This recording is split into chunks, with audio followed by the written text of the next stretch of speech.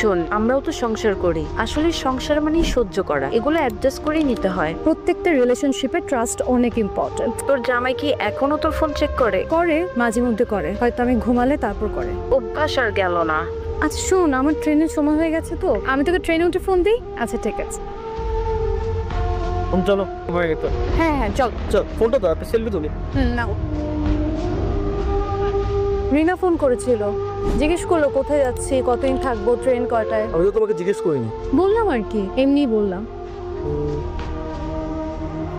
আরে ভাইয়া, তুমি আমার ভুল বুঝো না। আমার গার্লফ্রেন্ডের বার্থডে ছিল, তাইলে তাকে অবশ্যই তোমার সাথে যাই। গার্লফ্রেন্ডের বার্থডে, তাই ঠিক আছে, দেখবো না, সামনের বছর দেখবো। তোর গার্লফ্রেন্ড যদি থাকে তখন আমাকে বলিস। সামনের বছর গার্লফ্রেন্ডও থাকবে না, তোর বার্থডে সেলিব্রেশন হবে না, বুঝছিস? তখন থাকবে কিন্তু এই বড় ভাই। ভাইয়া, তুমি আমার অভিশাপ দিচ্ছ কেন? আমার গার্লফ্রেন্ড থাকবে না মানে? না না না না, এটা কোনো অভিশাপ না, এটাই রিয়েলিটি। কারণ এই যে আমি যে গার্লফ্রেন্ডের জন্য এত কিছু করছি, তুই কি আমার থেকে বেশি কিছু করছিস? কই আজকে আমার গার্লফ্রেন্ড কই? একটা কথা হচ্ছে ঠান্ডা মাথায় শোন,